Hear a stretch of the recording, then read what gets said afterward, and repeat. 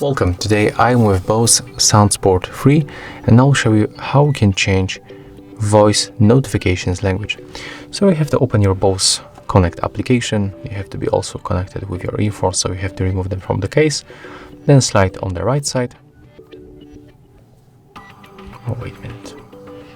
Okay, right now it works, it was probably some kind of the bug. And here we can find prompt language. As you can see, we can find here a few different languages. If you want to switch for any other, like for example for Polish, so select them and then just go back. And as you can see, the language has changed. That's very, very simple. And of course I'm going back for the English.